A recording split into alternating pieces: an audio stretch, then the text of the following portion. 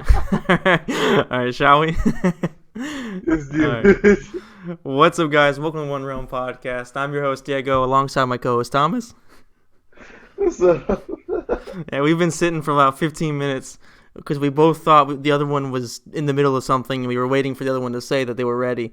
Um, mishaps, but that's just kind of apparently how things work with us. We're both kind of dumb, so.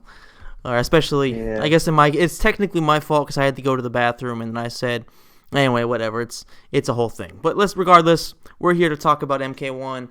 We have already covered this before, but basically what we're going to do is want to kind of retrace our steps and cover each game, going of course from MK1 up to MK11 because things have changed a little bit, our opinions have changed a bit, and things of that nature. So we want to just kind of redo all these and go into not necessarily more detail, but just kind of give you our updated thoughts and stuff like that. So Yeah. essentially, Thomas came up with the criteria for this. So basically, what we're going to be talking about each game is our personal backstory with the game. We're going to be talking about new characters, of course, not in this one because technically they are new characters because it's the first game. But moving forward, the gameplay, features and secrets, and of course the story. So I feel like by doing that, we should be covering pretty much everything, and that's going to be more than enough for us to provide for you content for you guys for over the next few months. So why don't you go ahead and kind of give us your backstory with it, because I think yours is a bit different than mine. Well, yeah, okay. I know I told this story before.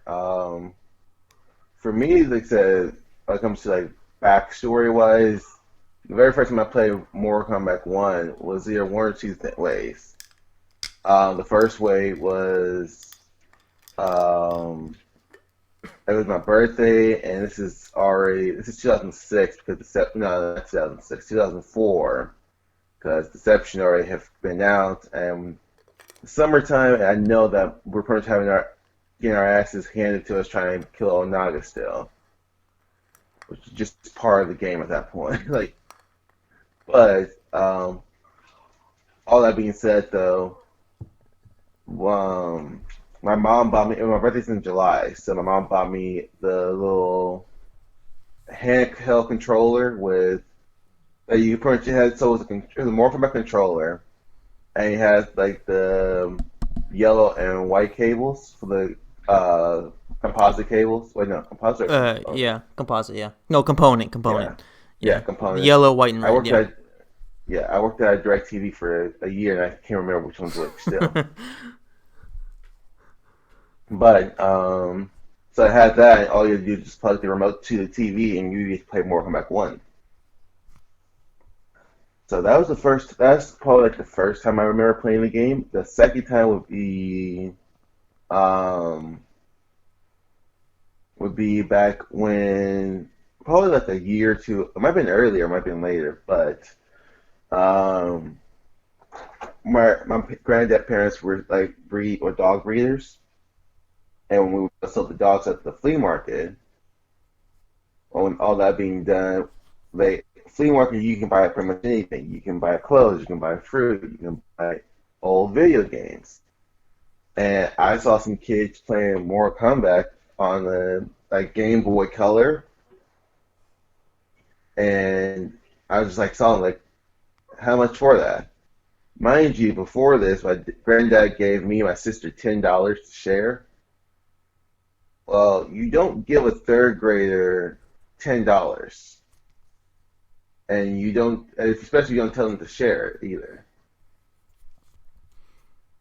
So all that being said, I pretty much took the money my grandparents gave us and bought a new game. Well, an old game. Well, I mean, And then I fair told my enough. sister, like, look what I got. What look what I got? I'm like, what is it? More Kombat. Huh. How'd you get that? Oh, pay $10 for it. And she's like, "Fuck." Yep. And she's younger than you, right? Bro, she's older. She's older. Okay, so she literally, That's what I'm saying. You yeah, don't give a third grader yeah, $10. And I tell them that this money is for you guys to share. and that backfired on her. Yeah. Yeah, well, I mean, Well, it wasn't like she gave it to me. It was my grandparents who gave yeah, it to yeah, me. backfired on her, like in the sense that they gave the money to you instead of her. Yeah. I mean, but she probably would have done the same thing though. She would have spent it on something that she wanted.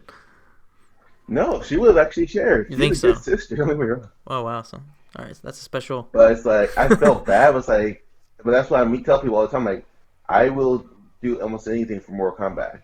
I And would you, give yeah, up my own. from the start.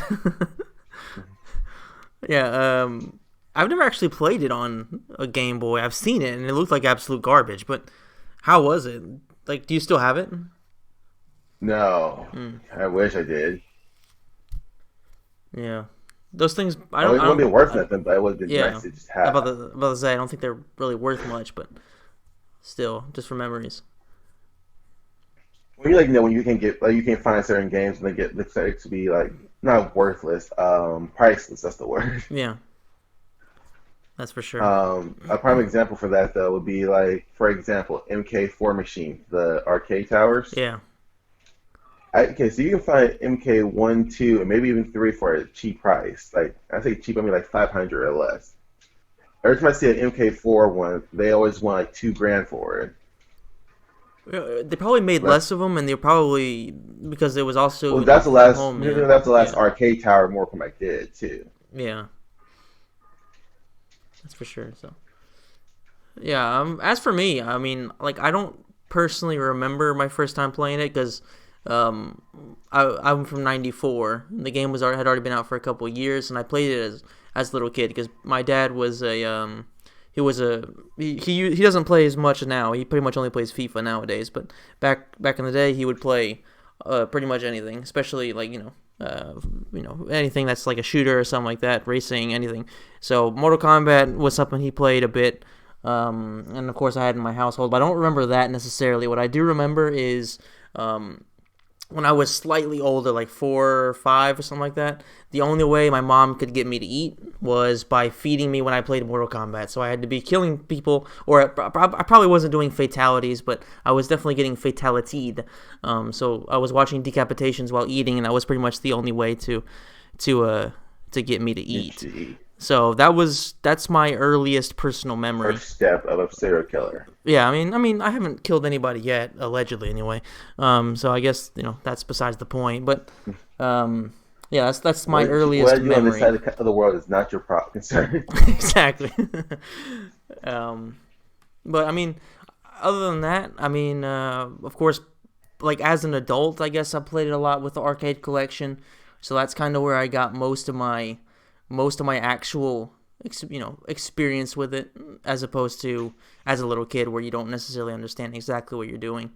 It's not like I was 12 or 13 or something like that. I was really really little when I was playing it. Then I think after that, the first time I really played a Mortal Kombat game was Deception. That was when I first got into actually playing it, where I was You're 16 understanding the since you story. had to. Can't get there Yeah, I yet. understand that, but I'm just saying, like, that's I where I trust me. I started to get want my to foot talk in the about the water. stuff I play too. It's like we can't Yeah, get that early I yet, guess I apparently. guess you're right. We got to stay more on topic. That's like one of the biggest issues we have is that we end up going on rants about different things.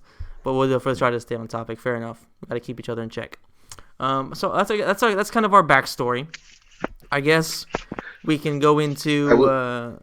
Go ahead. I You will were say this: the first game I actually bought like full price was like the MK Arcade Edition. Yeah, on the Xbox 360. Yeah. Yeah. I mean, I've bought other games as well, but this is the first one I actually paid full price for. Mm-hmm. How much was it when it came out? Was it $20 over there in the U.S.? 20 or 30. Yeah, I think it was 20 here. 20 euros. Yeah. I'm pretty sure it was like 30 or so. Yeah, more or less. Anyway, all right. So shall we go into the characters? Yep. All right. So let's just go ahead and start off with our personal favorite character from MK1. Who was the one that you like to play as the most if you play it? In MK1, there's not really much. I don't spend much time playing it, but I mean, we can't just take off what the movie did for us. That's true. I guess we can So, technically add it in there too. Yeah. yeah. Well, so, like, pretty much we can just start with Kano then. Yeah. Fair enough. Go ahead. Yeah. Well, I mean, Kano has never changed for me. There's no like desire to play as him or with him ever for me. But I will say that he did get but he is for what he is, and like I said, as pointless as he is to me at least, he is a like I said, well like character. everyone seems to like him and his gameplay. I've just never been a fan of it. But the only thing that some people might be surprised about, who, well, unless you do follow the series for everything it's worth, that Kano was originally, I believe, either Japanese or Chinese American. He Yeah. wasn't supposed to be Australian. He is Asian of some sort. I mean, you wouldn't tell by looking at Rich. Was it Richard DeVizio that played him in MK1? I Yeah, think so, right? So you wouldn't tell he was Asian by that, but I guess technically no. Yeah. I mean, Asian Liu American Kang was was played by a overseas. white guy too, Oh, or a that's true. Mexican guy at That's true. least. That's true. Yeah. So was Kung Lao. Yeah. Well. Yeah. Anyways, yeah. That's a good point. Like bringing up Kano to start off with, I think is fair enough because I think he's probably the character that over the years, at least among the characters from the original game, really haven't developed a whole lot. But MK1 is probably where he shines the most because I think that. Yeah, gameplay wise, they're all pretty similar because realistically, like apart from special moves and fatalities, they pretty much do the same thing. Um, Yeah. except for some roundhouse kicks have more range and stuff like that. So there are differences to them depending on what quote unquote animation they do. Hmm. But realistically, they're pretty much all the same. But one good thing about Kano was his fatality. I think pretty much everybody remembers the heart rip and the spine rip. Those are the two I think that pretty much always stick in people's minds. And Kano, I think he had some interesting special moves. The fact that he could turn into a ball and literally go flying across the arena, and his knife throw. It Which we kind. gotta explain, how does that work? I mean, I don't know if that's ever been explained, right? That's I mean, never. he doesn't have superpowers. He literally turns himself, jump in the air, turns himself, and throws himself all at once. Yeah, it's like he And in doesn't. some versions of the game, he can hold it there. Yeah. So So, is it his eye? Is there some kind of like powers in his well, that's another thing I was robotics? gonna mention. That's also another thing I was gonna mention as well, because he's not. He has other cybernetics as well. But the thing is that, um, what I was gonna throw in there. Oh, like his eye before wasn't supposed to, didn't even start doing lasers until MK3. That's right. Yeah, they started adding that in there. Yeah, it was just at first it was just cosmetic. It was just to Well, be yeah, it's looking like cosmetic, but Terminator. the idea was that he could do other things like infrared and stuff. Hmm. That was the story justification for Yeah, like they showed in the movie. it. Yeah. Yeah. I mean, I guess yeah. I guess like you said, like realistically, the thing that everybody the reason that everybody likes Kano is I don't even think there's actual people that particularly care about him from a story point of view because there's really nothing to him. It's pretty much the same thing over and over again. He just wants to sell weapons, and wreak havoc, but not even like in a cool way like havoc. Just basically just wants to be an arms dealer. Um, Yeah. Well, another fun fact, like I said, that's the other thing I can say I love about the Lost, because they do they kind of fill in a lot of the blank of stuff that I didn't think of or know before. Like just because of the fact that like I said, I hate reading. I'm not gonna pretend like I do. It's like, oh yeah, reading's great. What is that thing? I'm trying to think. There's something else I was gonna say, but it wasn't the GI Joe thing quote. That's like the more you know. No, um, knowing's half the battle. I don't know, but something about reading. I was gonna make a joke about. Fuck. But my point being is that because I didn't like to read before, and still kind of don't. Um, I did learn that the whole point of Kano going to the Mortal Kombat tournament was because of the fact that he didn't go there because he was helping sing song like MK9 and X, pretty much you believe now, but it was because he's a bad businessman, and that the Black Dragons were about to go extinct because there's no money left. So he was going. His whole point in going is to um, rob Sing Sung. He knows he has gold. yeah. So it's just like it puts you in a. It's weird how people go from what the story is to um, oh yeah, he's always worked for Sing Sung. That's always been his thing, his niche. Yeah, and I It's just think weird that people. yeah, I think a lot of that has to do with because the way he's portrayed in the movie. That's I think that when it comes to MK1, because like you said, everything basically you have to read if you want to know the story, and a lot of people, especially if you're going back, I'm gonna say back in time, even though that's not necessarily the right way to say it. If you're playing in 2020, or even if it was 10 years ago, most people aren't going to be even getting through the game because of how the gameplay is. It's not easy. It's not fluid. It doesn't really feel that great. So if you don't go through it and you don't do the research yourself, you're probably not going to see it. But if you watch the movie, then you'll see Shang Tsung had him help him lure Sonya, and it's all part of his grand plan. And then people associate to what they've seen, like you said, in MK9, and they see that apparently he is actually working with Shang Tsung, is giving weapons to the Tarkatans and all that stuff, and so all of a sudden, Kano is a henchman for Shang Tsung, as opposed to Kano is doing what Kano wants to do for the Black Dragon. It becomes Kano is part of Shang Tsung as opposed to Kano is a Black Dragon. And that's kind of one Well, of the big issues. another thing, yeah, you make a great point there because that's literally what happened. But another thing to keep in mind, I want to mention is you take that and you think um, you want to say it's because it's movie stuff. But if you want to be honest, though, like technically, no one there who we can play as should be fighting for Sing Sung. No one is really fighting for Sing Sung. Yeah, that's true. Yeah, Everybody that's there is there for their own motives or to yeah. defend Earthrealm, not for Shang Tsung. You're not playing as a villain, so to speak. There are guys that are leaning towards the bad side, I guess you could say, but you're not playing as somebody who is actually part of the villains. Um, Team. yeah. So they're a Because villain that's to like, other characters, not the main villains to everybody. yeah.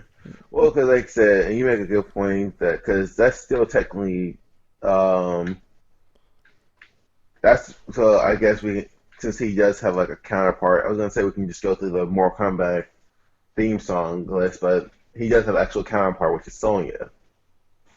And on that note, it just goes to her reasons for being on the island as well. She is one of the chosen ones, or like with Johnny Cage and Liu Kang, but her motivation is because of Kano. Yeah, Kano killed her partner, which we still have no idea who is that.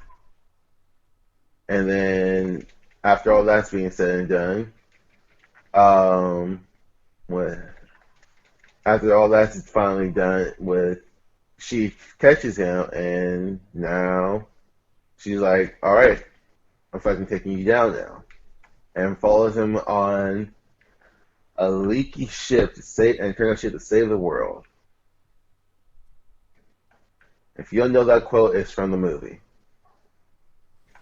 A handful of strangers on a leaky boat is going to save the world. I don't think so. Exactly. Did you say it too? I said I don't think so, just to throw people off. Like Raiden has no Uh, chances. Raiden believes there's no chance. No. no, I was thinking of Ray when he said exactly. Yeah. Exactly. Like he, I wish they would put Christopher Lambert in a game or another movie like that. It's been a while since I've seen. Oh wait, no, I saw him in that commercial, that French commercial. That's right. Did see him in I that. have no idea what you're talking about. There was I thought you sent it to me. Did you not? Okay, I saw a commercial of Christopher Lambert doing a commercial for Mortal Kombat 11, and I'm pretty sure it was in French or something like that. Anyway, I I'll haven't send it really. to you. If I'll go Yeah, find it later and I'll send it to you. I yeah. could have sworn you sent it to me, but I guess maybe it was a friend from over here. Anyway, yeah. So Sonya, I guess. Oh, one more thing about Kano. The whole thing, the reason that, like you mentioned, you kind of brought it up earlier, that the reason that people kind of are attracted to Kano is because of the performance of the guy that played him in that original movie. That's where, of course, Kano went from being an Asian American to being Australian and all that stuff. That's where basically the culture of Kano was actually born. That's where people started to appreciate him. That's why he's referenced in MK11 and at the hall where, of course, his corpse is at a table with chicken and all that stuff. That's all. Was his It would corpse have been there? funny. It's huh? His corpse wasn't in it. Wasn't MK11 at Yeah, the it table? is. Okay, it is. Okay, yeah. So that's basically I just where think it'd be everything started. funny if they would have put some drugs next to him. That would have been pretty cool, yeah, because he was clearly on drugs. I know, like that's the reason why the guy died. Drug Oh, overdose. that's right. Fuck. Oh, wow. That's uncalled for, dude. All right. Well, moving on. Yeah, Sonya. I feel like Sonya is. We I can cut mean, that part out. yeah, I'm definitely not cutting that out. You're the one that said it, so I have no reason to cut it. Anyway, moving on to Sonya. Of course, being the only female character in here, I feel like that was kind of the key to, I don't know, attracting a different kind of audience, because, like, realistically, you don't really think of a lot of women, especially around that time, except for maybe Sigourney Weaver. Well, yeah, Sigourney Weaver in Alien and stuff like that. You don't really think of a lot of just badass women doing things in media, whether it's gaming or in movies and stuff like that. You don't really think of many. But Sonya was, I think, the first one to really be somebody like that in a video game, where she was not just in a fighting game, but she was actually killing other men and actually having a big part of the safety of Earthrealm and stuff like that. And I feel like despite her being my least favorite of all the characters on the roster, this kind of like Kano, this was arguably where she was most interesting, because from then on they kind of just put her on a basically boring, just a very, very boring route. But here, this is where the rivalry between Kano and Sonya is actually not just super played out, not super repetitive, and this is kind of where it all started for her. I guess we'll talk about moves, specific, like special moves and stuff like that in the gameplay section, because realistically, like we said, there's really not much to talk about in terms of just normal moves. But Well, so one thing I want to just mention, mhm. because you make a good point. Like, yeah, she was the first female, but in all honesty, it was going to be a token person of some sort. So I remember I told you this last year when we did this the first time. Um, the original character for it wasn't going to be Sonya; it was going to be Jax. So, like I said, we're going to either have like the one black guy in the game or the one girl. Yeah, I mean, that's true. That's definitely true. It was going to be a gimmick character either way, I guess you could say. Yeah. Yeah, to But attract when one of the they did, minorities. but yeah, but another thing to keep in mind that, and I've had the pleasure to listen to some other people since yesterday about history of Mortal Kombat. Kind of helped me give it a refresher on some things. When it came down to, oh crap, that's stretch. When it came down to, crap, I had it in my head that I just forgot it. Oh no, like think about this. What's the one thing like teenage boys, well, let's say the 10 to 30 male demographic like the most? I mean, ass and Other than video titties. games. Exactly. Ass, So pretty much titties. playing Sonya Ass, was like ass, the and titties. Sorry about that. no, pretty much adding Sonya gave like some eye candy to be originally. Mm-hmm. So it kind of gives you that feel. It kind of like the game. That's why I brought that up to me. It's like, yeah, like it kind of gives you that feel as well because I mean, yeah, and she's not. That's not what she is, but it's like that's what it was for originally. Yeah, I agree with that. No court. You'll get no counter from me. That's definitely.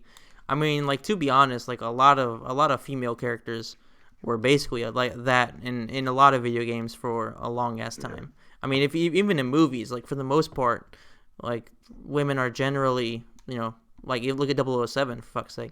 I mean, but not that there's even anything wrong with that. Like I think the pushing of Yeah, there is, dude. no It's wait 2020. We should not be thinking about that yeah no you're right more. you're right all right anyway let's go ahead and just get off this topic because I don't think anybody needs to But have no, nobody needs to get me too'd at this point.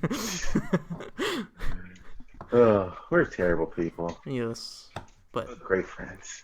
yes. All right, so let's just go ahead and get off Sonya because I don't really have unless you have something to say about her because I really have I nothing to say about what mean, other than what other I than said. like I said that, because she is more than just eye candy, Diego. Damn it. I already No, said she was a badass. but no, it was just pretty much. She gives like the real world feel of things in a way. Like, yeah, this is not why she wasn't here for this originally. She was just there to capture a criminal Yeah, or get revenge. But other than that, though, I mean, she played an integral role because, like I said, she is one of the Earthrealm saviors, or at least one of the to be Earthrealm saviors. But her whole backstory is just the fact that she got on the boat because she saw Kano, who, in the original, like, and we're talking about MK1, we're not going to go into 9 at all, but he killed her partner, and now she wants revenge. Now, we're not sure who her partner was, if it's just her partner, was it, was it her, like, a lover? We don't know, but that's what we do know so far. yeah, Yeah. yeah. Fair But enough. other than that, yeah, she meets Liu Kang and Johnny Cage, and we can go either one down one of those tubes now. All right. Let's just go to Johnny Cage. I think Liu Kang because he's the main character. We'll just go ahead and talk. Talk about him last. Yeah. So Johnny Cage. Now for me, Johnny Cage, I think over the past few years he's continued to grow on me as a character. I think in the first one, at first impact, it was pretty clear that he was supposed to be Jean-Claude Van Damme, and I think that was a good thing. He's of all the characters in the game, except not counting the ninjas because they're completely their own thing.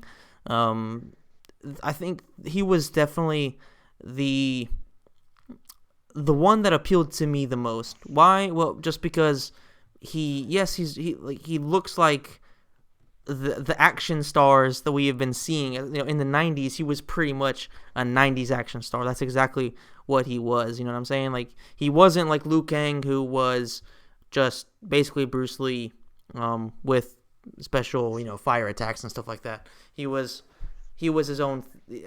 I don't even know how to put it. He had a lot of character. Let's put it that way. He oozed his own personality. The nut punch, Charisma. yeah, charisma. There you go. Everything about him just was. It kind of oozed like to where if after you used Johnny Cage, you knew who Johnny Cage was. It might take you a little while to remember who Liu Kang is and stuff like that. Sonya, who was very generic and all that. She's just a generic woman in the special forces. Kano, he looks like he has some Terminator stuff because of his eye, but like realistically, there's not much to him except for other than that, he was just wearing a gi, so not much to him there. Raiden, I guess he looked like he was definitely cool too. But I think Johnny Cage for me, apart from the ninjas, was the most noticeable. And I mean, the fact that he was an action, his whole backstory as an action star and all that stuff, it just kind of resonated. But I mean, it's kind of hard to talk about these characters in terms of story because if we just want to focus on MK1, because we have all the back knowledge of all the other stuff that happens afterwards, but if we want to just focus on MK1, it's kind of difficult. But what's your take on Johnny Cage? I mean, Johnny, you say everything needs to be said about like why people played with him and our personal reaction with him. Mm-hmm. That pretty much sums it up. His whole thing though was pretty much that, and this isn't. So I think he's not a struggling actor, but I think the movie picked up on it, the fact that he wasn't like no one took him seriously because no one took him seriously still. And I never got a chance to read the Malibu comics, so I do want to do that at one point. Or John Tobias comic. Yeah, we can do that. We can read them again and then discuss those. Yeah, but my point would be is that Johnny Cage still is the fact that, at least from what I know, is the fact that no one thinks that he does his own stuff, that he's a fake. and he uses the tournament to prove everyone wrong, like saying, "Hey, if you win this tournament, you can prove that you're the best fighter ever." So he actually does get invited by Sing Song, not personally, but he does get invited. And now that's why he's there. But he finds out that he is more than just you're not just fighting because of your thing. Like if we lose today, no, A, you die, but B, um, the whole world's gonna die, gets destroyed. Yeah, it's not just a martial arts tournament. Yeah, Yeah, I feel. it's not Dragon Ball Z where you can just people just fight randomly for money now. Yeah. But Um. his was just to prove a personal point because everyone kept saying he's a fake. Which, I mean, most actors do fake their own moves, but he let it get to him more than it should.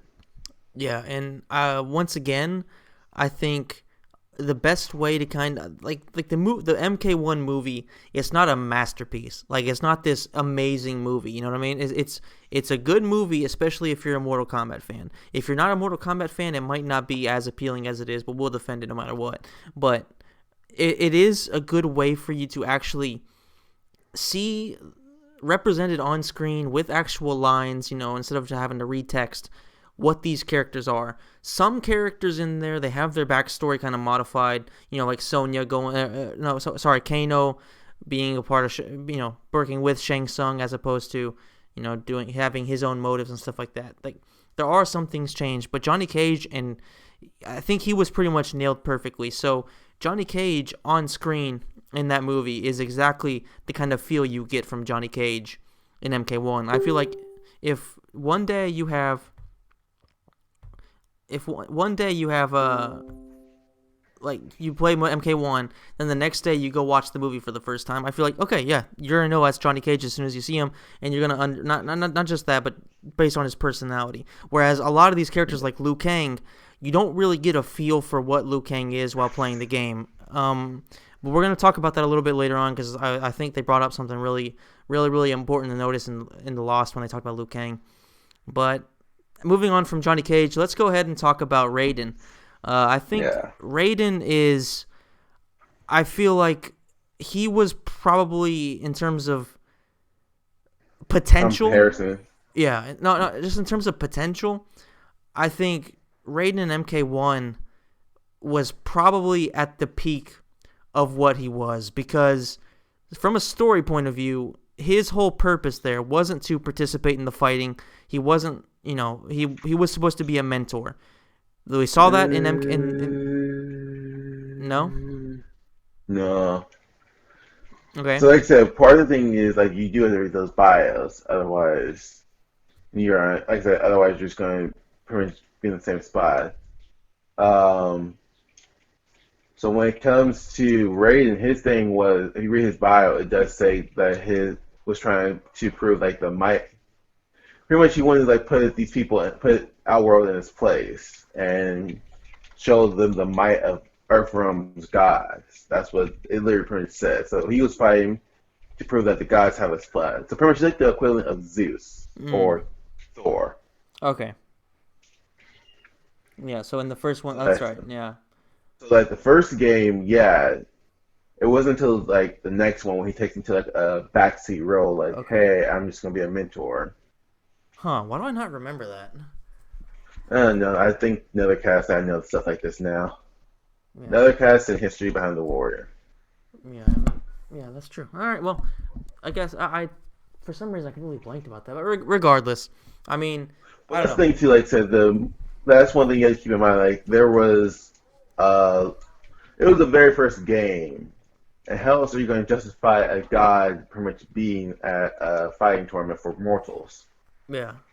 I guess that's basically it. I mean, like technically he should have no problems beating everybody except for maybe Shang Tsung, but I mean, yeah, I don't know. I feel like I think Raiden was my dad's favorite character, so that's probably one of the reasons why I I don't know. That's one of the reasons why I have good memories about him and why to this day I continue to still have a specific appreciation for him just because I saw him so being used so much when I was a kid and things like that. But I don't know. I just feel like Raiden here, they they did really good. They did really good with him. Like his animations looked good. His fatality was good. All that stuff looked good. He looked like some of the characters you would see in some of the Asian martial arts movies. And of course, for those who don't know, MK1 is I'm not gonna say completely based on, but it's definitely at least loosely based on Enter the Dragon, the famous Bruce Lee movie.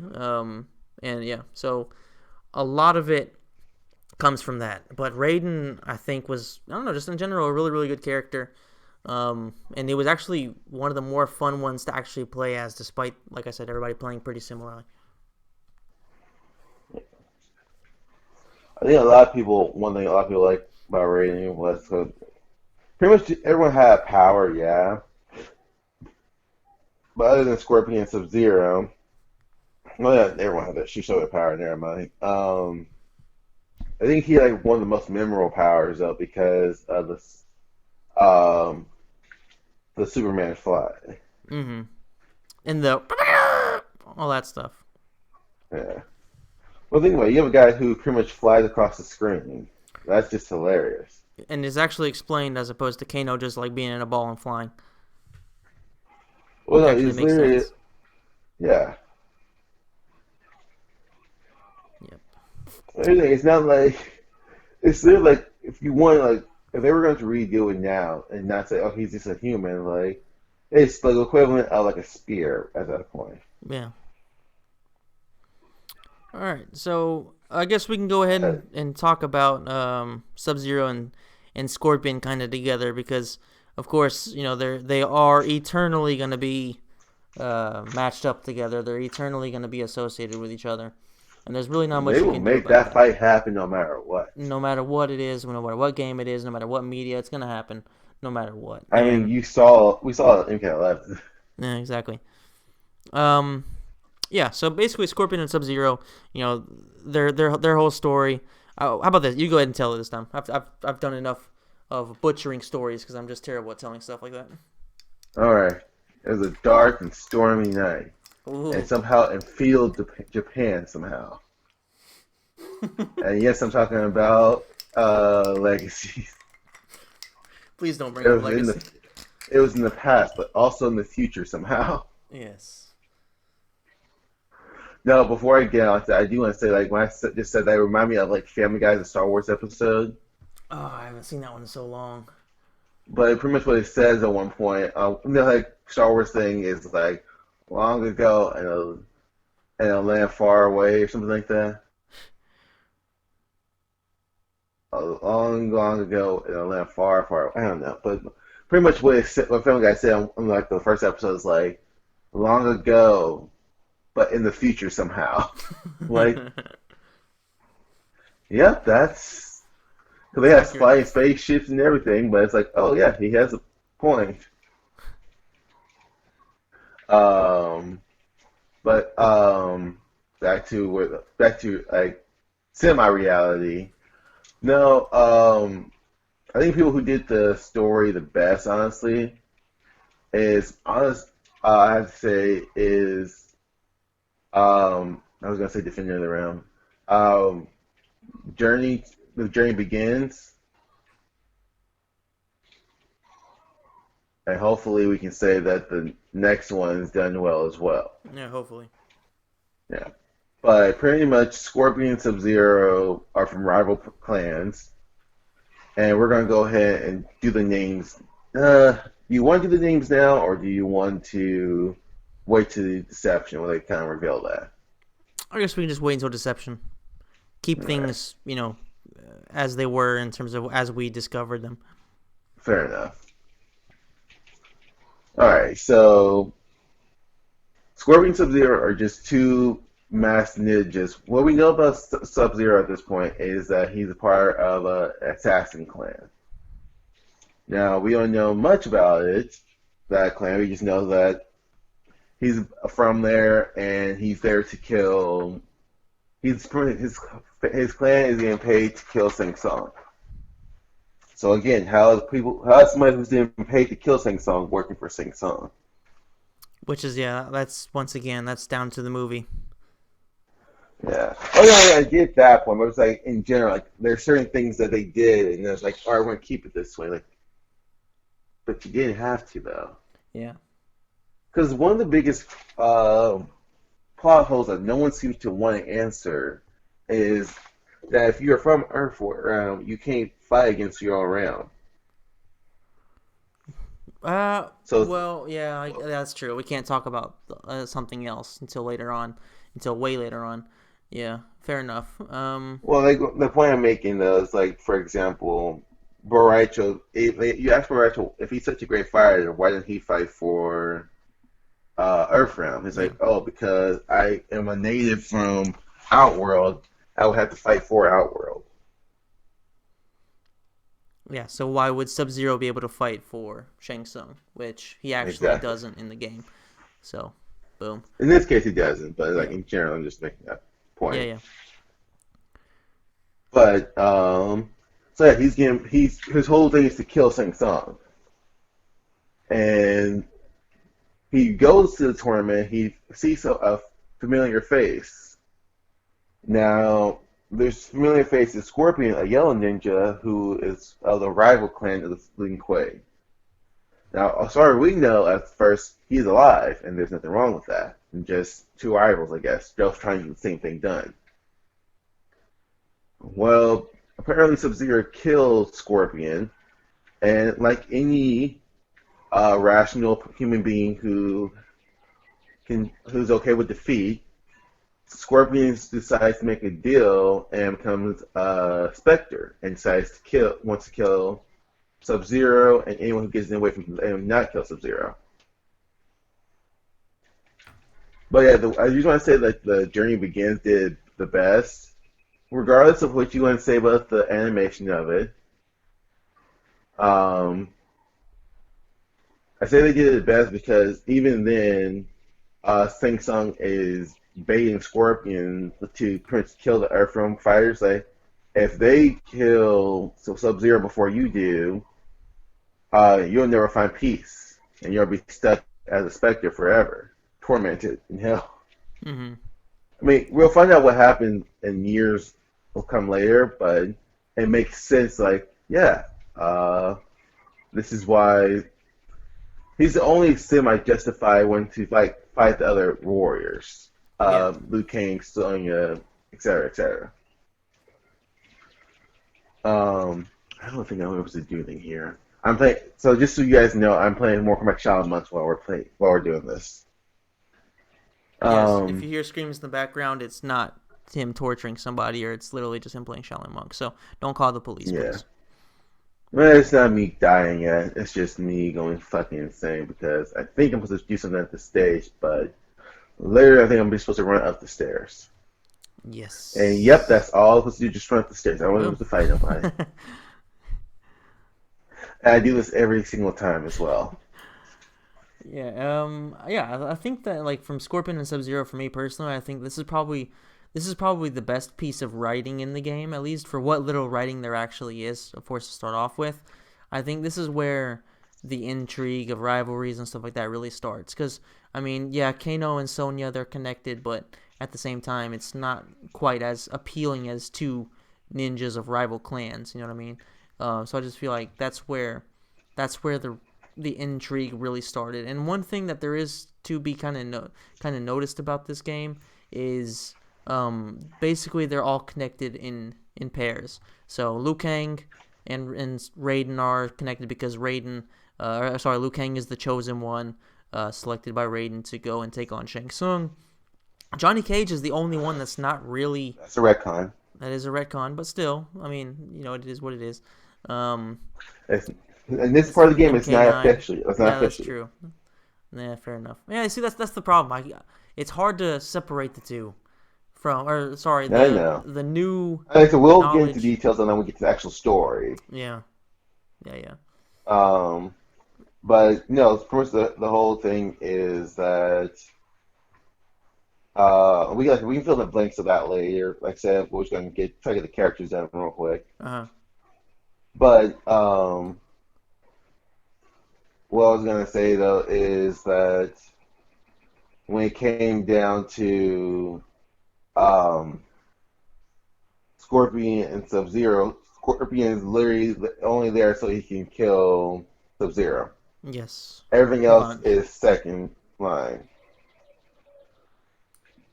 I mean, that's why even. I mean, he's already dead, so it's like I can't really get. It's not if he. It's not like he gets a comeback if he kills Sub Zero. He still stays dead, but now his soul finds peace in his mind.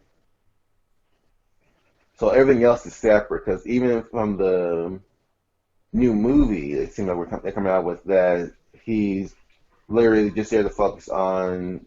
Well, at some point, he's really only there to focus on Sub Zero. He's even. It seems like he even befriends the Earthworm Warriors. But yeah, that pretty much sums up that rivalry to like well, pretty like as you introduce them from to that point. Yeah. And I guess So the only last other but not character is least, Shang Tsung. Yeah. Well, there's Goro too. yeah. Oh, so yeah, Goro. Now so yeah, Goro is the sub boss of the game, which is a four-armed, half human, half dragon monster who is he's technically is the champion of Mortal Kombat. So he's technically more powerful than Shang Tsung because Shang Tsung lost to the Great Kung Lao, who we'll get into in a little bit, but Goro beat the Great Kung Lao. So technically, and even like gameplay wise, Goro's harder to beat than Shang Tsung. So just saying, I'm just saying though, like technically, Goro's the boss of Mortal Kombat One. Yeah. He's the final person you have to beat to become the champion. Yeah, you just beat Shang Tsung for funsies. Yes, because Shang Tsung's a dick. So you just go after him. Well, somebody who wants to copy your moves and then you have to fight every character at once. I can see why that can be interesting, but after playing like MK4, for example, it's not really that cool. It's like, oh, okay, but because they did literally the same thing with Shinnok. Yeah. Well, I feel like But yeah, when Shang Tsung did it, it was it was a lot cooler it's like because RJ versus Kanye West. I guess yeah. Well, like with the whole Kim Kardashian thing, he hit it first, so Yeah. Shang Tsung did it first. Exactly. Yeah, I mean Shang Tsung, he was the OG. He he he was the one that came up with that stuff, and um yeah, I don't know. Like I feel like Shang Tsung was pretty well done. I liked having to fight against him. It was cheese, but it was Yeah. fun.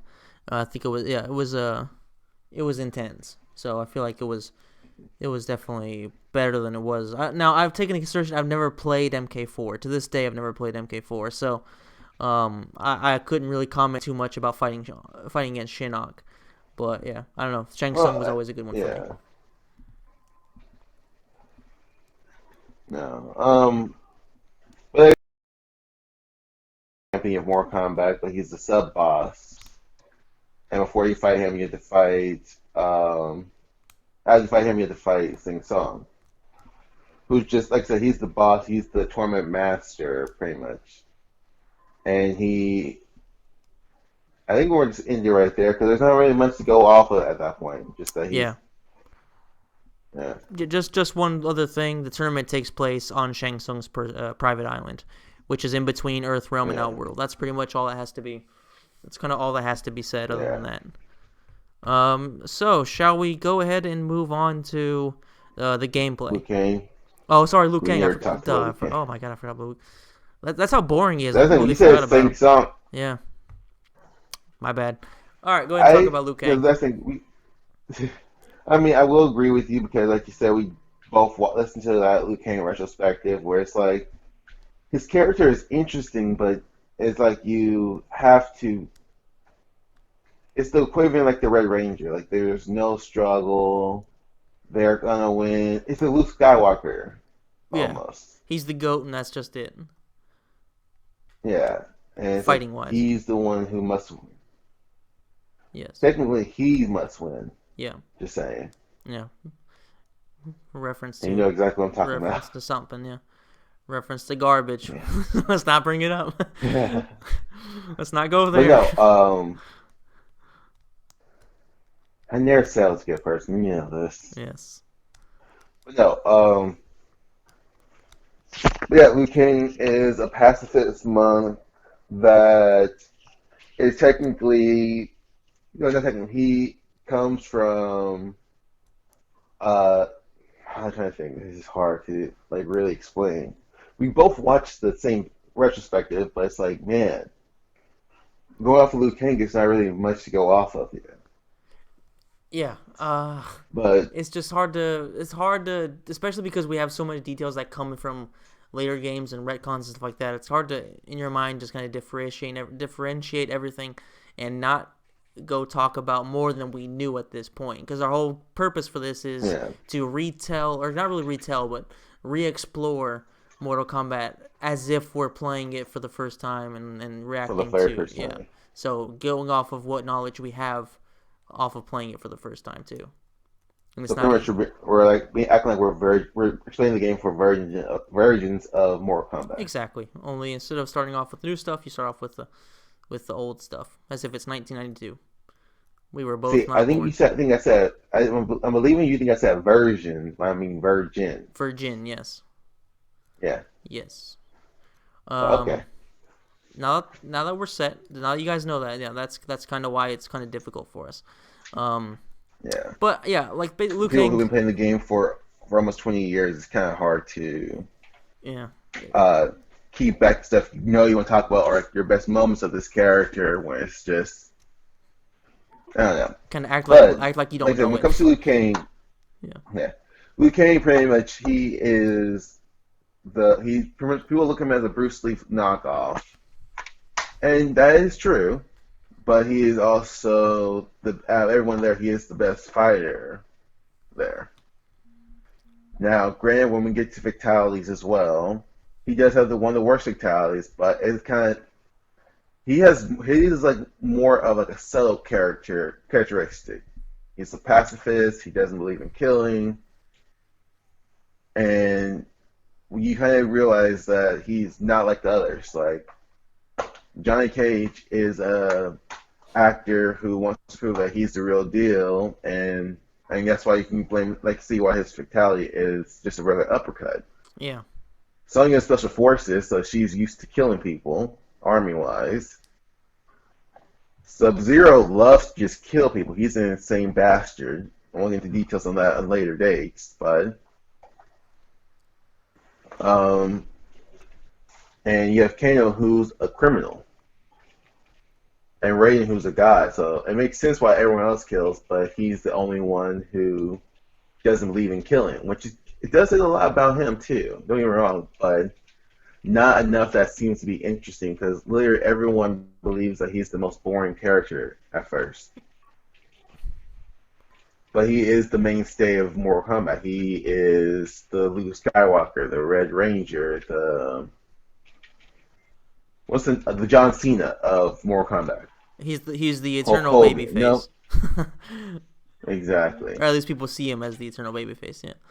So yeah. I mean, it's not a far off assumption, but it's just one of those things that it's the same reason why no one likes Roman Reigns, for example. Like one of the main reasons, but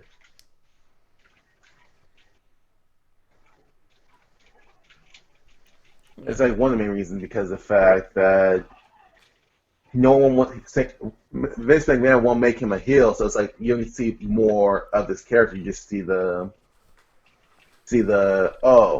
goody two shoe guy. I totally want to play as him. Like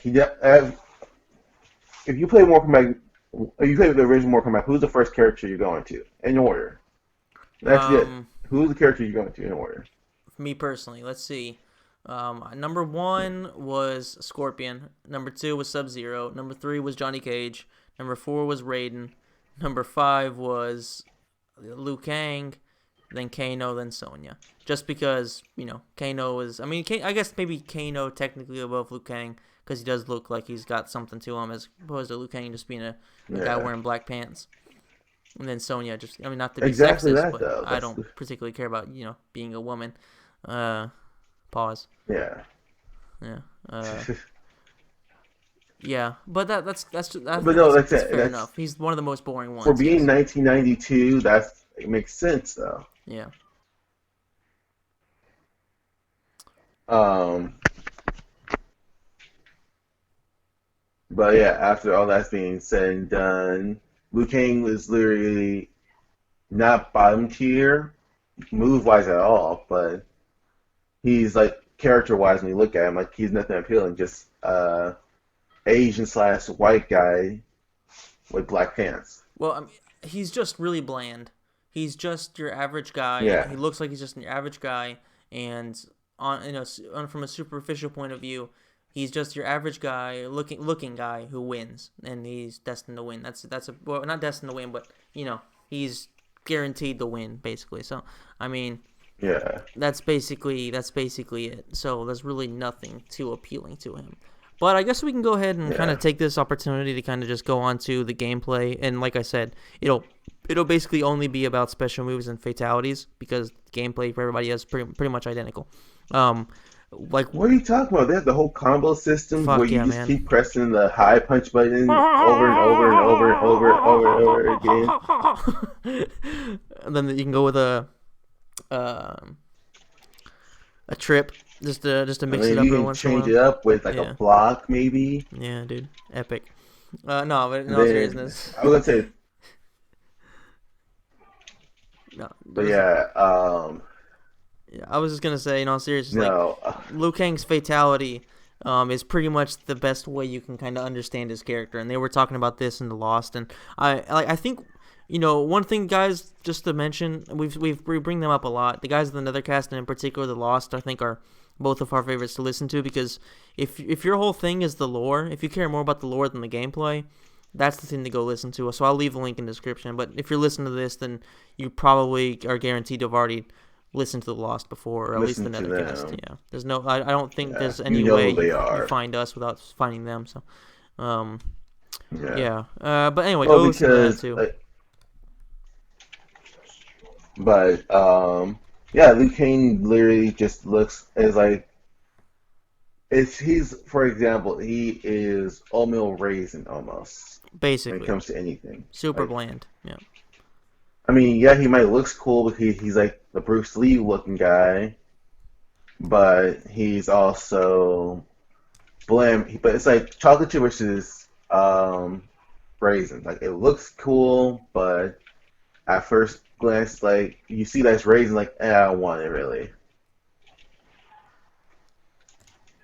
exactly. And But yeah, even his fatality, go on to like, it's not that it's complete trash. I mean, he does a what is not even a cartwheel kick. He does like he like he does a butterfly, butterfly kick and all that butterfly shit. kick, Yeah, and and to uppercut, yeah, which so is great for the pit. Don't get me wrong. yeah.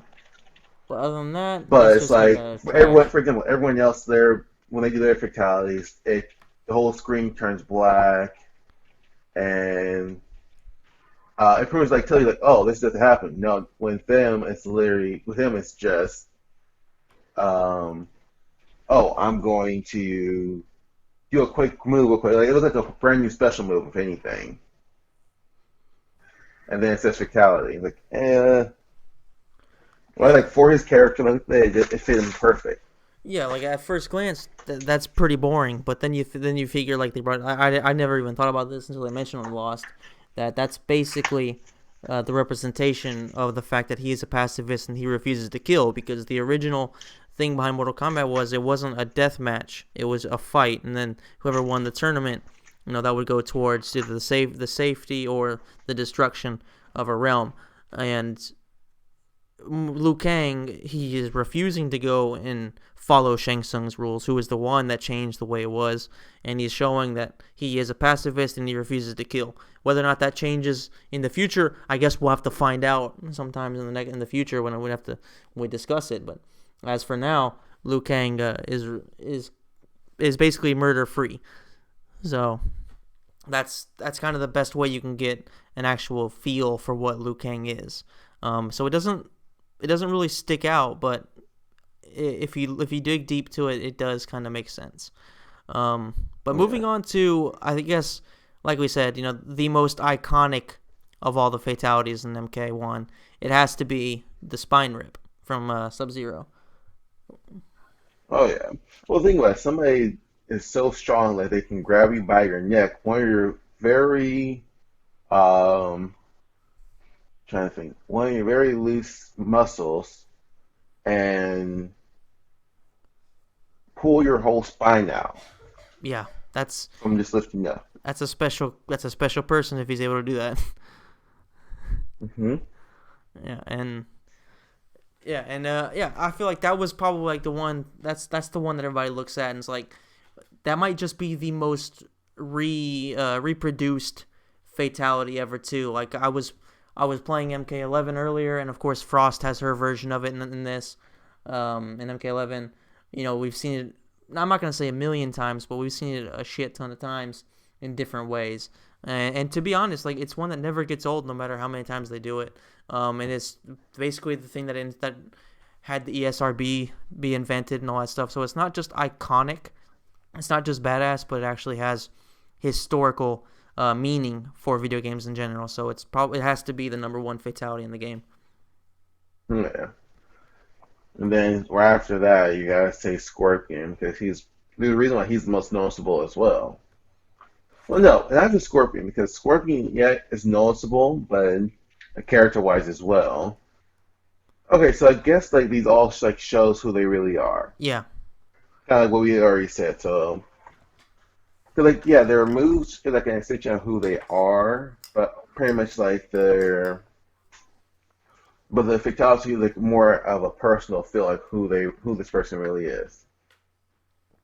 So you have Liu Kang doing the butterfly kick and uppercut shows he's a pacifist. He's not really killing nobody. You have Kano ripping out a heart for a crime organization. Yeah, that makes sense.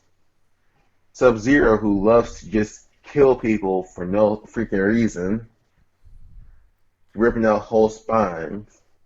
Sonya, who, and like I said, unfortunately she's the token female.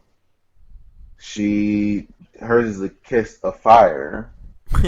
the kiss of death. Oh, that's the only one that's like just what the fuck, man. I mean, yeah, that's what I mean. Though it's like that's what I was just thinking. Like in general, like yeah, but it fits her though. It fits what it was. Hmm. Johnny Cage is a comedy act, and well, like I said, he's like a cool guy, so he doesn't do too much, but he does enough. And then Scorpion, and this is where, like I said, it shows who he. Like I said, that shows he's literally a dead man. He rips his face off, and oh, I'm not sure if we mentioned that Scorpion is dead indeed, Yes. but He's just it spawned from proves hell. it though because yeah, well, we did mention that. I want to make sure. But pretty much that he rips his face off and is a skeleton and he can blow fire. He spits fire, guys. If It's only we can get a pretty. Scorpion mixtape, that'd be sweet. Yeah, dude. Imagine that shit. Cooking with Scorpion while I don't know. He can have Eminem feature on his album or something like that. Eminem, no, sorry, Scorpion featuring Eminem and Dr. Dre or something like that. No, sorry. Instead of California Love, they can do like Nether Realm Love or something, and it's him and Quan Chi. They can definitely come up with some cool stuff. See, that's what they need to do in the We got crypt, man. Remind me when we talk about the crypt. They got to do more shit like that. And we'll save that for another time. Um, yeah. but yeah, they got to do more stuff like that. But damn, now you But got me no, excited about about Scorpion rapping. that's what we can do, I guess. We got to write it out though We and plan it could. out one of these days. That's for sure. There is no structure to our channel. It's literally just how do you feel about this? I feel let's do this today. Yeah. I mean, I feel like there's too many people out there that are just doing structure stuff anyway. Let's just go, have fun with it. Um, okay, so keep you on track with fatalities. Yeah, Johnny No, we Cage. covered all of them. Yeah, did we Yeah. say exactly what Johnny Cage does though? I don't think you. Johnny Cage, well, we didn't say exactly what he does, but Yeah. he's just uppercut decapitation. Mhm. Yeah, that's pretty much it. And of course, if you do it correctly, you can do it 3 times. No, so that was until the next game. Was that? Oh, that was But MK. It wasn't MK2. Was it not a glitch in so MK1 in too? MK1 there was a glitch That's it. where Yeah. like I said, you are on track with the glitch, but if you did it fast enough, so if you did it right before they said finish him, I put the directional pad in, put the right moves in, then you can do an uppercut twice and make his head pop off twice. Yeah. After that glitch, they made a thing in MK2 where he could do that 3 times. That's so good. All right. All right. I remember it being in 3 from the very first one, but Yeah. yeah. Okay, so we got that all covered. I guess for features and secrets, there's only really one thing we can mention. Well, Um, there's that, and there's glitches, and there's a few things. I can at least know about four right now off the top of my head. all right. Well, then why don't you go ahead and kick it off? Because I can like So right now I can only think of except I'll for leave that one uppercuts. for you since I know which one you're talking about. Yeah. Let you keep that one. You're talking about where Kano gets naked, right? Oh yeah. Okay, perfect. All right, just make sure we're on page. All right, go ahead. But no, so with so there's that glitch with there, like I said, where Johnny Cage can knock your head off twice, and he will.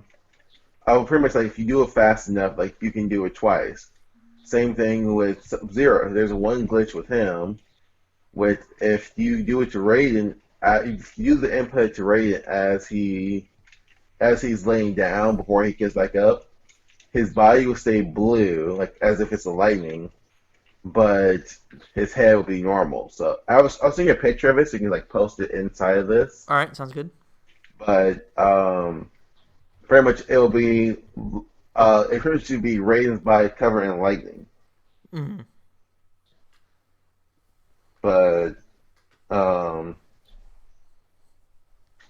when it comes to after all that's another one.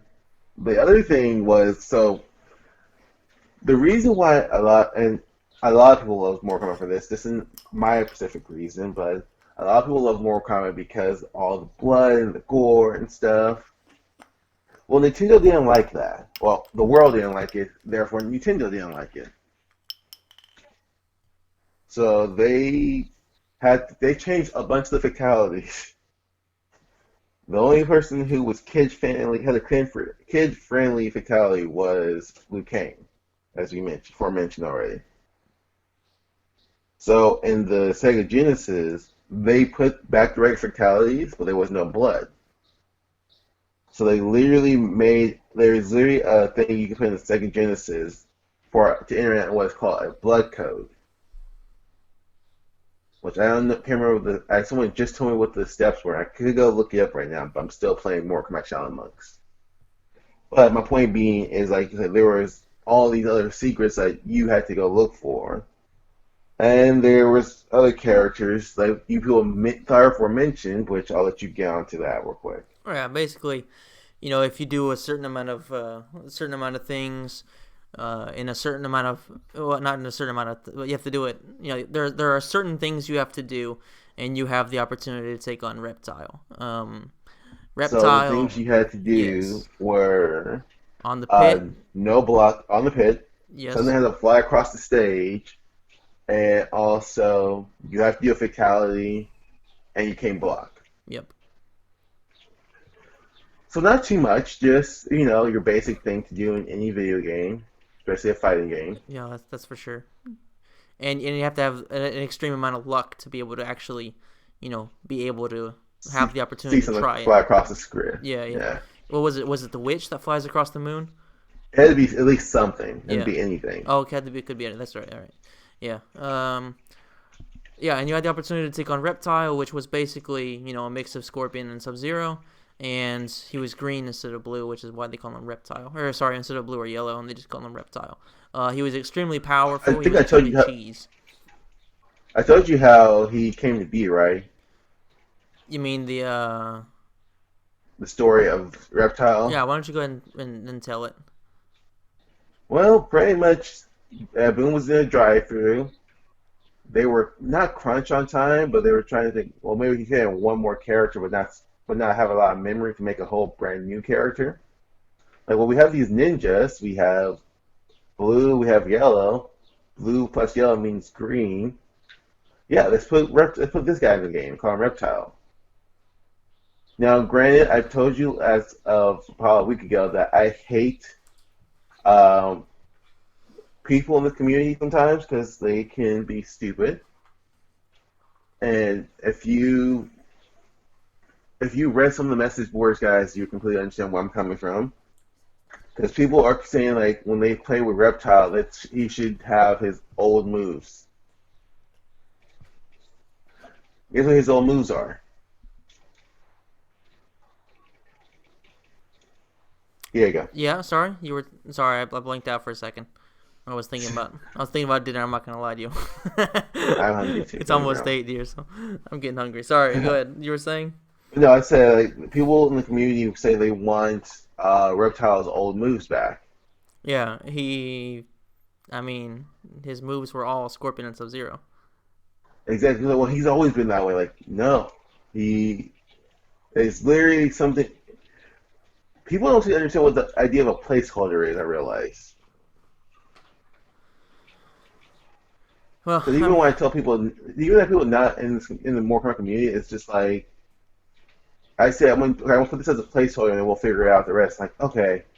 Hey, wait, I don't want that. Like, I know, but you don't know what you want either, so I'm using this as a placeholder. yeah, As I forementioned, oh, like for example, when I used to work at DirecTV, it was just like people would be like, um, I need a technician. Like, all right, well, the earliest I can do is this day. Well, that's not gonna work for me. All right, how about I put it in as a placeholder, and you can go back on your own and change it if you want. Again, people seem to understand the concept like, as a placeholder. Like things can change anytime. yeah, for sure. Especially with a character that just kind of slid in there to be a secret anyway. They Yeah. they may not even like thought, okay, this is actually gonna be a character moving forward.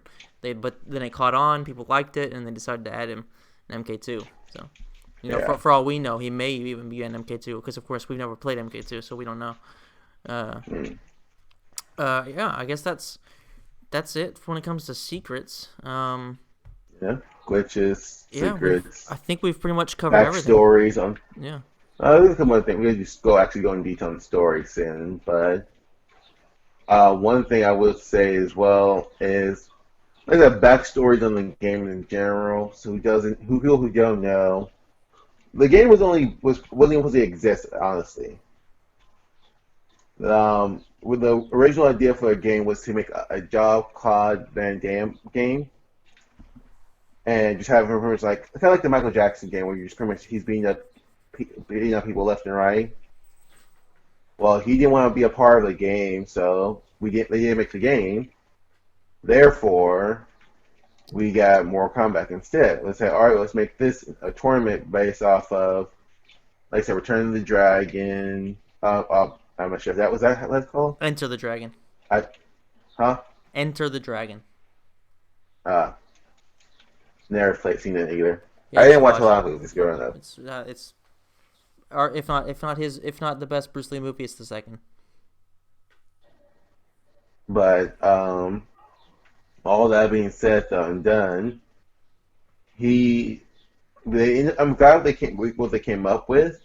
Like I said, they came up with the characters, they set up the groundwork, even wrote stories, and there's a bunch of characters that fell through the cracks that didn't get to happen.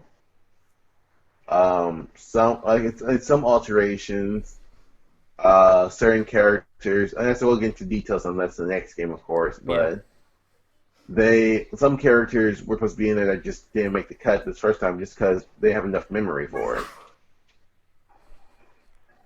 But hell, a lot of people say, why is Mortal Kombat spelled with a K? Well, there's somebody saw the word combat in there at one point, and like just call it Mortal Kombat. Like, oh, that's so smart.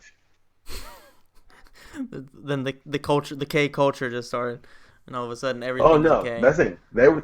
Combat was still spelled with a C when they saw that. Yeah, Some dipshit at what was it?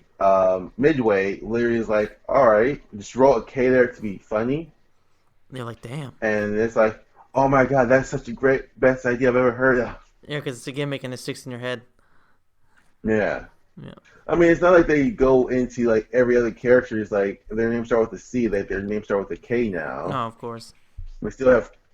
I mean, they would forgive me. They would do their cast with certain characters. Cassie Cage with his Fuck. K. Yeah. Well, it's like with Johnny Cage. Yeah, They'd spell him with a K. That would have been weird. I'll just be that's for honest. sure. It would have been overkill. Yeah. Yeah. All right. Do you want to kind of break down the main story or what? Yeah. Uh, Did I miss anything on our criteria wise? no, we've covered everything. New characters is the only thing that's there. But, of course, it's the first game, so not much Backstory to of the say there. game, Yep, new backstory. characters, Yep, gameplay, features. Yep. So yep, we got a story now. yep. And All you're right. So you're a like I lot said, we better, know so how you go ahead and everyone. do that. Okay. Well, we know how everyone got to this island now. That's no secret. So now the biggest thing was why. So what pretty much happened on the island?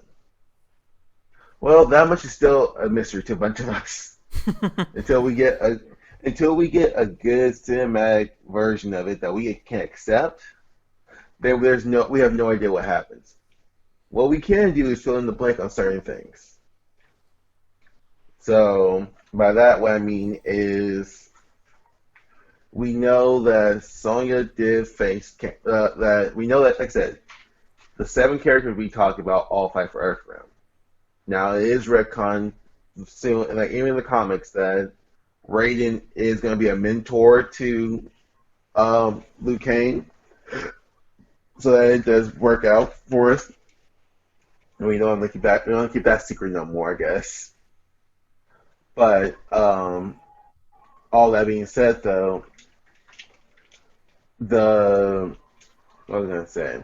Oh, so pretty much all that being said, when it came down to it, um, Liu Kang, Johnny, and Sonya get together, and they're pretty much like I said, the closest thing you have to good guys on the game. And Liu Kang, when everyone else gets defeated somehow, but Liu Kang does end up being the last remaining Earthrealm contestant, and he gets to fight Goro. Which, like I said, in the game is some bullshit, but I mean, I can only imagine what it must have been like to fight a four-armed freak and that can throw fireballs at you. Not fun. But oh yeah, oh really? I think it'd be super fun, dude. I mean, if you beat him, yeah. If not, I good mean, night. look at all those people who won in the movie against Goro. Yeah, what was that guy's name? Damn, I always forget that I'm damn not guy's talking about name. him. I'm talking about all the people. They look like they have fun. People who have thrown in a bunch of those pebbles over and over and over again. I mean, it could be worse. Yeah, I mean, I can't really think it of could many have been ways. annihilation. Because that's true. So it could have been worse. You could have been annihilation and did the same thing. But no, in all realness, though, he did end up being Goro, and that did end up saving Earth. But because not Scorpion, Sing Sung is a poor loser, he decided to destroy the whole island, and Liu Kang literally chases his ass down and fly kicks him in the chest and still lets him live. Yeah, which is, I think that's like the epitome of what Liu Kang is at that point. But like I said, it did set up. I mean, it kind of does help a little bit, but it's just like one of those things. Like everyone's at this point is like, all right, I'm tired of this bullshit I've been dealing with. I want to go home. So you have Reptile trying to kill people as well. You have um Kane. So no, it's Kane. So pretty much what it is, it's Kano, Goro, and Sonya on the pit stage, and he's trying to kill all three of them. They somehow make it out alive, and well, Johnny Cage from help, but the pit collapses, and hold on, Kano, Johnny Cage is the only person who makes it out alive because he didn't fall into the pit where all the spikes are at. What we do come to find out, though, is the only person who's dead is Goro because, well, I don't know why he's dead, but we just know he is. And Johnny Cage make it out alive. Liu Kang and Raiden made it out alive already. Sonya and Kano gets trapped in a place called Outworld, and and Scorpion Sub-Zero has one last showdown. And like I said, if anyone's going into the new movie thinking that Sub-Zero is gonna live, I feel bad for your optimism. I mean, the title. I mean, all right. Yeah, I agree with you there. But anybody who actually does believe that's kind of dumb. Um, but yeah, fair enough. And yeah, this And that's just that good fills in the blank pretty much on a lot of stuff. basically. Yeah. Scorpion kills Sub-Zero. Kano and Sonya gets trapped in Outworld. Goro is appeared to be dead. Liu Kang makes it back home and they celebrate him. Johnny Cage goes back to the world, go back to normal, act like nothing happened. Sort of. Yep. And Raiden is like that. He's ended up being the mentor of Liu Kang going forward. Yeah, and that's pretty much it. I mean, of course, there's not like a crazy amount of story to it. We're still talking It's the about a game in first game. 1992, and it's the first one, yeah. So not a crazy amount of story, but what was there was a more like a fantasy based Enter the Dragon. So Yeah. if you've seen Enter the Dragon, you can kind of associate each character to Mortal Kombat, and it really does just work great. So, um, yeah, I guess that's kind of all there is to say about MK1. A great game. Of course, if you're playing it now, then it's not. Terrible game Yeah, to it's going to play. be hard for you to actually appreciate the gameplay behind it. But when it came out, and even for years afterwards, it was a great game, and it was the basis of what was going to be a great story, or at times a great story, other times a shit show. But yeah, I guess that's kind of it. I don't really have anything to say other than that. What about you? Well, like I said, with the whole, it was a good story for its time, and they still made it for what it was. It was still, like I said, a great story being told. You had to fill in the blanks in yourself, though, because even, like, for example, you have some endings, like Sub Zero's ending says that he won the tournament and he kills Sing Song and he quits Lin Kuei. Now, like I said, it's kind of hard to tell what's going on with anything like that because it's all left to your imagination, really. Basically, yes. And that's not even just for being the first game. That's literally because at this point they didn't think there was a good idea to give people a sad ending. Like I said, I haven't read everyone else's endings, but I know, for example, Sub Zero says that he leaves Lin Kuei um, and now they're hunting him. But he takes all the money. Yeah, it's been And forever since I read the endings. Not. Yeah. A decade at least. And then Scorpion says, well, he kills him.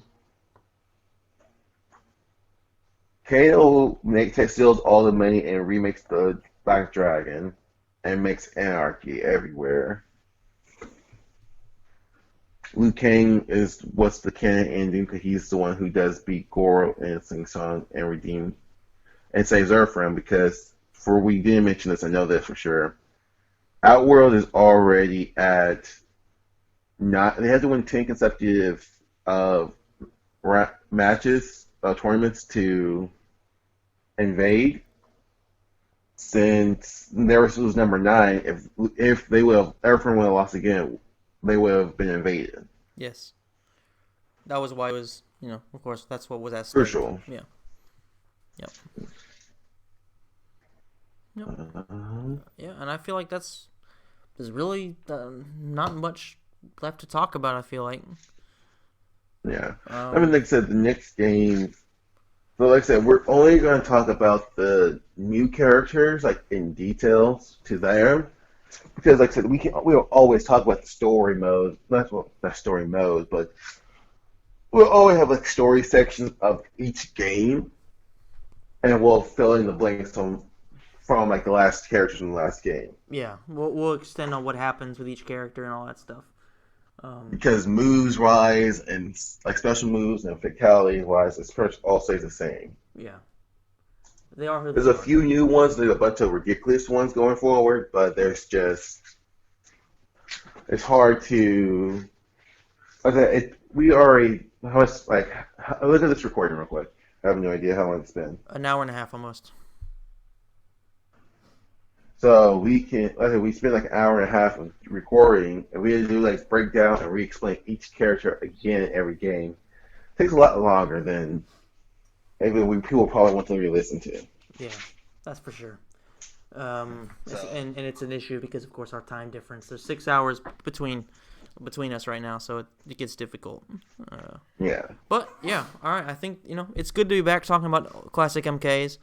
I definitely need to refresh my memory because my memory is pure garbage, and I need to be a lot more prepared for the next one because I think MK2 is where it starts to really start to build up. MK1 it's pretty basic and all that stuff. You can kind of just go off memory, but with MK2 you really have to start studying up and really remembering all the different plot lines that start. And and that's going to be where it starts to get really good. So I hope you guys enjoyed it. If you did, please hit the like button, subscribe to us, and let us know in the comments what you think of all the things we talked about. Are there any things that you would like us to discuss maybe going forward for our criteria? And is there anything that we missed? Exactly. If there's anything we missed in this episode, and we'll be more than happy to go in and respond and talk to you about it in the comments. And maybe, who knows, maybe eventually we'll do like a Q&A if we can start getting this thing popping a little bit and we can get some questions. We could be more than happy to do something like that. So we'll see you next episode, guys. Later.